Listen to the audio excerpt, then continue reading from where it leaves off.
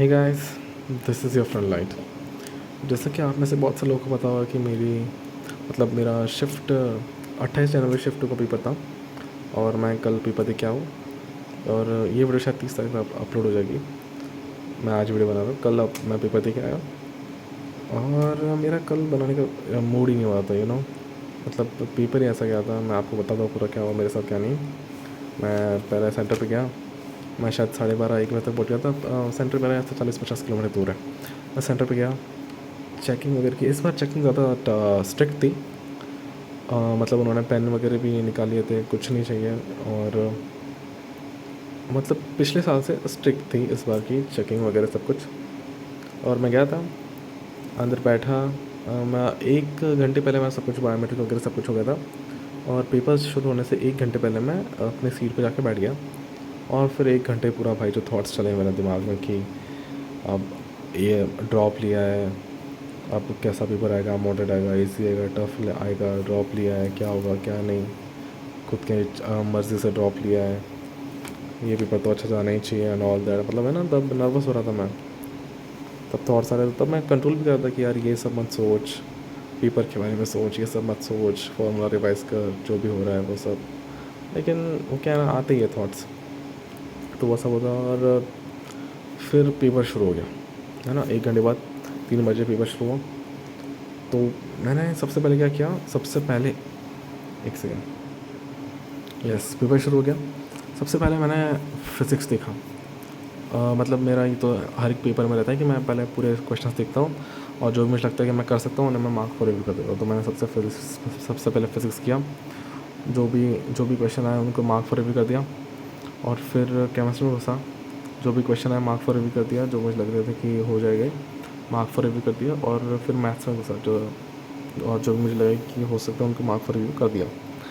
और फिर मैं फ़िज़िक्स सॉल्व करने बैठ गया। फ़िज़िक्स सॉल्व करते रहा। फ़िज़िक्स भी मतलब लेंदी थी, पर इतनी ज़्यादा भी नहीं और हार्ड भी इतनी ज़्यादा भी नहीं थी। मतलब ठीक ठाक थी। मैं बुरी भी नहीं कहूँगा, अच्छी भी नहीं कहूँगा। बस थोड़ी सी मतलब जो यूजुअल पेपर हमने मतलब मॉक टेस्ट लगाया पिछले साल के, उससे थोड़ी सी लेंथ थी फ़िज़िक्स। और फिर इसमें क्या, और इसमें ना भाई एक रे ऑप्टिक्स का क्वेश्चन था जो कि ईजी था। मुझे बस एक फार्मूला में मैं कंफ्यूज था कि ये वाला है वो फोकस वाला, कॉम्बिनेशन ऑफ लेंसेस वाला।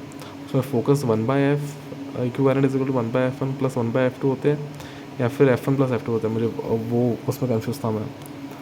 तो मैंने वो क्वेश्चन किया नहीं, बहुत बुरा लगा था मुझे वो क्वेश्चन छोड़ते वक्त ही। बहुत बुरा लगा था कि यार ये तो हो ही जाना चाहिए था। वेल, अब छोड़ो, अब क्या कर सकता हूँ। तो मैंने फिज़िक्स किया और करते रहा। इसमें मैंने शायद किया हो गया कुछ 15-16, हाँ, 15-16 क्वेश्चन मैंने कर लिए पहली बार में। और फिर मैं घुसा केमिस्ट्री में। और केमिस्ट्री में गया, समझ गया कि भाई पेपर तो मतलब जिसके लिए हमने प्रिपेयर किया था उससे ज़्यादा टफ और लेंथी है। मतलब कॉन्सेप्चुअल नॉलेज होनी चाहिए तुम्हें केमिस्ट्री के लिए इस बार की ना। इसके पहले तो हो जाती थी भाई, मैं करता वो PY के जो लगाए थे मैंने, PYPs, वो उसमें हो जाते थे। लेकिन ये केमिस्ट्री इस बार की मॉडरेट आ गई भाई, मतलब लेंदी आ गई। मतलब तो हार्ड भी होती है ना तो भी चल जाता, लेकिन लेंदी, ये लेंदी आ गई।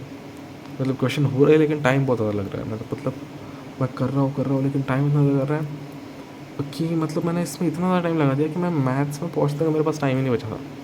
मैथ्स में ऐसे क्वेश्चन, मैथ्स इतनी ज़्यादा टफ नहीं थी, मतलब जैसे आती है वैसे थी, लेकिन उसमें ना क्वेश्चन करने के लिए टाइम नहीं बचा था मेरे पास।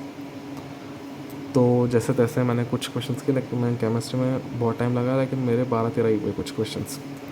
हाँ, शायद 12-13 ही होंगे मैक्स टू मैक्स। और मैंने किए इतने।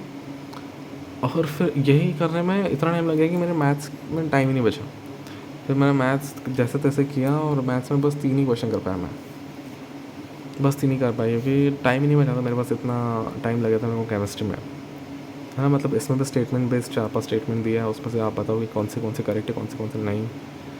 ऐसे 2-3 क्वेश्चन थे इसमें भी और इसमें भी, दोनों में, जो कि पिछले साल तो नहीं आते थे इतने, एक तो होते थे उसी में हो जाता था, लेकिन इसमें बहुत ज़्यादा आए थे इस बार के पेपर में।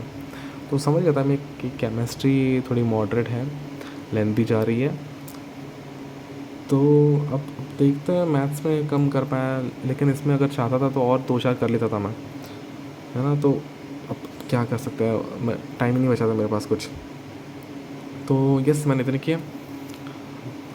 और फिर पेपर ख़त्म होने के बाद फिर मैं पूरा ये हो गया कि अब क्या होगा कैसा होगा। मतलब जब आधा मिनट बचा था ना पेपर ख़त्म होने में, तभी से मेरा सोचना था कि क्या यार ड्रॉपर है तू, इतने से क्वेश्चन कर रहा है, क्या होगा इतने से तो कुछ नहीं हो पाएगा।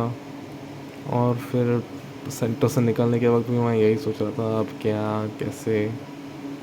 पहला अटैम्प्ट था, अब अप्रैल अटैम्प्ट तो और भी टफ रहता है, उसमें ज़्यादा मार्क्स लगते हैं। तो वेल अब तो मैं मतलब अब तो कुछ इतना आता सोचने, अब हो गया सो हो गया, अब कुछ फ़र्क नहीं पड़ता मुझे। अब बस जब रिस्पॉन्स शीट आएगी तब सब क्लियर होगा कि कैसे कितने मार्क्स आए, क्या हो सकता है क्या नहीं। मैं वो भी बता दूँगा आपको कैसे कैसे रहा रिस्पॉन्स शीट आने के बाद। और अभी तो मैं चिल हो गया, अभी मैं इतना सोच नहीं रहा हूँ। अभी मैं 1-2 दिन का ब्रेक लिया, 1-2 दिन में टाइम पास कर रहा हूँ, कुछ मूवीज़ देख रहा हूँ, कुछ एनिमेज़ देख रहा हूँ। और 1-2 दिन बाद मैं शायद मंडे से कितनी 1 तारीख है, यस बराबर 1 तारीख से शायद मैं पढ़ना शुरू कर दूँगा फिर से। और तब तक मैं कुछ एनिमेज़ वगैरह ख़त्म करता हूँ। और थोड़ा रेस्ट कर रहा हूँ बीच में। और जैसे मैं शुरू करने वाला हूँ तब मैं एक वीडियो डाल दूँगा कि क्या मेरी स्ट्रेटजी है अपने अप्रैल अटेम्प्ट और एडवांस को कैसे बैलेंस करना है, ऑल दैट। और अभी के लिए तो आराम ही कर रहा हूँ मैं। अभी तो चिल करो भाई। अब जब टेंशन जो लेना था वो पेपर से पहले लेना चाहिए था, अब लेके क्या फ़ायदा है ना। उसके बाद तो फिर अब चिल रहा हूँ। अब चिल रहा हूँ, अब अगले पेपर के लिए सोचो, है ना। तो मैं अगले पेपर के लिए सोच रहा हूँ अभी, अप्रैल अटेम्प्ट के लिए और एडवांस के लिए। और वैसे महाराष्ट्र से तो मैं MST CT भी देने वाला हूँ। तो यस, मैं सब कुछ आपको अपडेट करते रहूँगा क्या चल रहा है क्या नहीं। और CT के लिए कैसे प्रिपरेशन करने वाला हूँ, और JEE के लिए अभी अप्रैल अटेम्प्ट के लिए, और एडवांस के लिए कैसे बैलेंस करने वाला हूँ। और ठीक है, तो आप बताओ कमेंट सेक्शन में कि आपका कैसे चल रहा है, मतलब आपका पेपर कैसा गया था, और क्या लगता है कैसा स्कोर आने वाला है, क्या हो सकता है क्या नहीं हो सकता। अपने थॉट शेयर करो, है ना। ओके, तो मैं आपको अप्रैल अटेम्प्ट में क्या करना है उसकी स्ट्रेटजी के साथ मिलता हूँ अगली बार, शायद 2-4 दिन में। और तब तक के लिए बाय। अभी के लिए तो आराम करूँगा बढ़िया। आप भी चाहते हो आराम करते हो ना, मूड फ्रेश करना भी ज़रूरी लगता है। तो ओके, तब तक के लिए बाय।